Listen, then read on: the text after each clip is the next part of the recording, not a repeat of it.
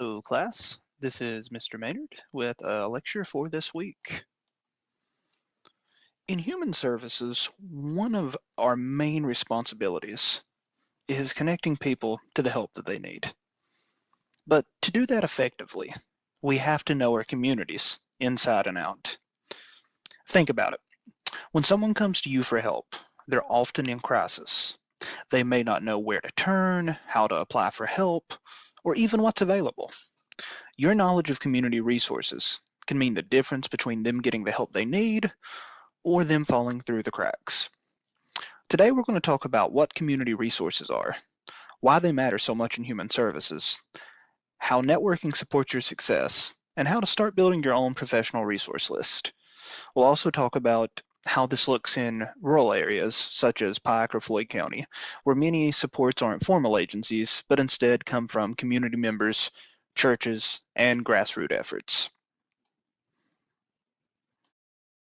What are community resources?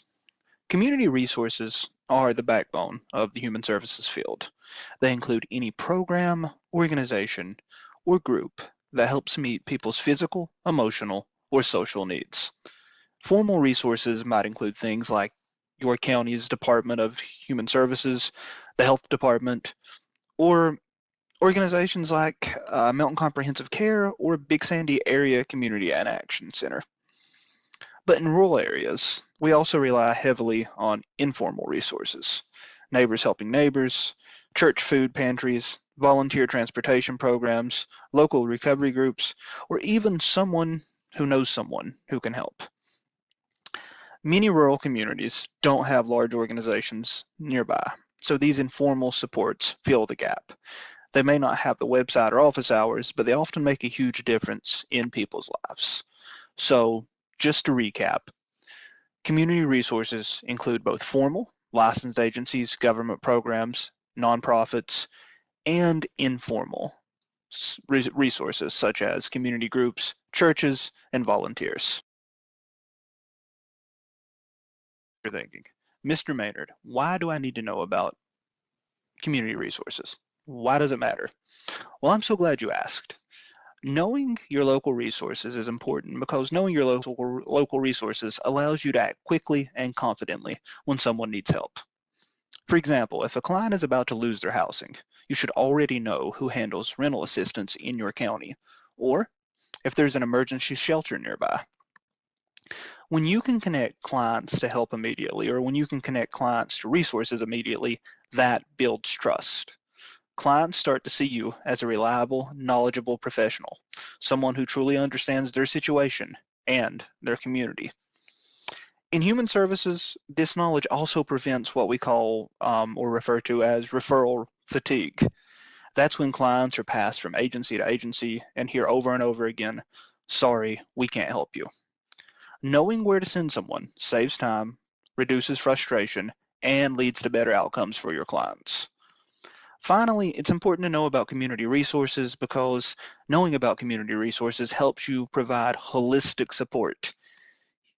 Keep in mind, as we've learned throughout this semester, human needs are interconnected. A person who's struggling with housing might also need food assistance, mental health support, or help finding a job. Knowing your community resources allows you to address the whole person, not just one problem. Remember, we work with people, not problems. Now let's talk about networking. Networking is how we build strong professional connections with the helping community. It's not about just collecting contact information or business cards.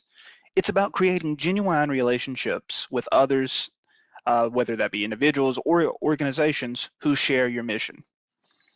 Let's say you meet a counselor from a domestic violence program or a social worker from a local hospital. You might collaborate with them in the future when your client needs those particular services. Networking also provides you with support as a professional. The human services field can be emotionally demanding. We've talked a little bit about burnout and we've talked a little bit about care and emotional fatigue. Having people you can call, share ideas with, or ask advice from helps prevent burnout and helps keep you grounded. In rural areas, networking is especially important.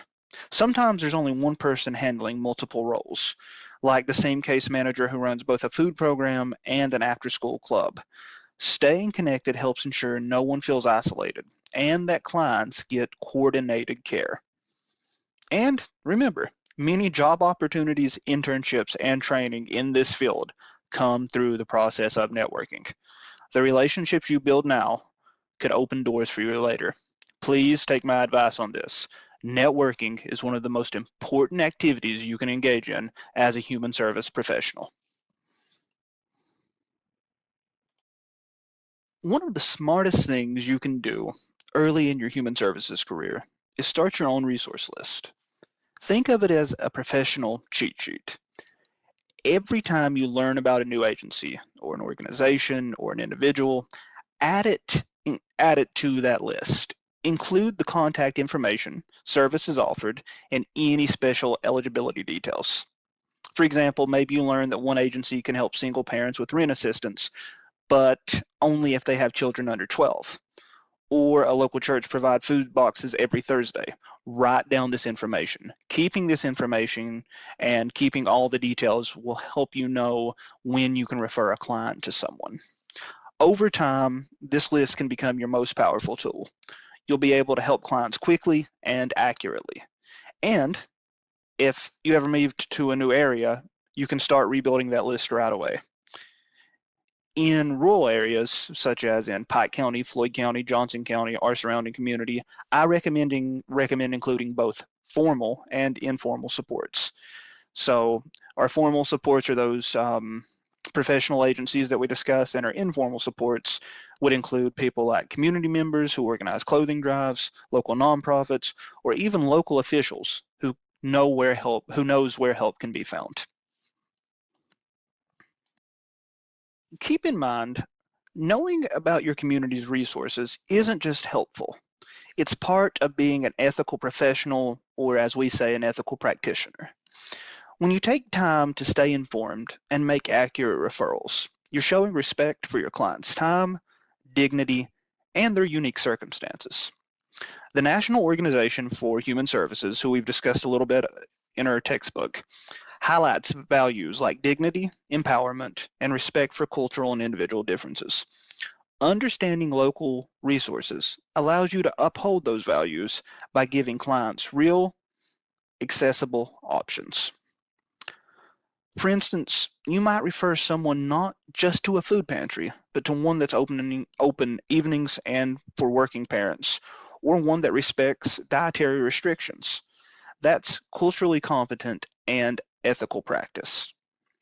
In rural communities, being ethical sometimes means getting creative, finding informal help when formal systems are limited while maintaining professionalism and confidentiality. Let's bring this closer to home. Think about the area where you live, or maybe the area you grew up in. Who are the helpers in your community? Maybe it's a county agency, maybe it's a local pastor or church, or maybe it's even a retired teacher who runs a food drive. These are all part of your community safety net. One of the goals in this course is to start identifying those helpers, to understand where services come from and how they work together. In your research assignment, you'll focus on one agency, but I encourage you now to start noticing the whole network of support around you. Every community, no matter how small, has its own system of care. So it's important that we start figuring out how that system of care works. Just a few things to keep in mind as we conclude. As human service professionals, we are connectors. Our work is about building bridges between people and resources, between agencies and between communities and hope. Whether you live in a city or a small Appalachian town, the key to being effective is understanding your environment. Keep learning, keep networking, and remember, knowledge of community resources isn't just paperwork. It's part of your professional identity. The stronger your connections are, the stronger your ability to serve will be. Thank you. Let me know if you have any questions.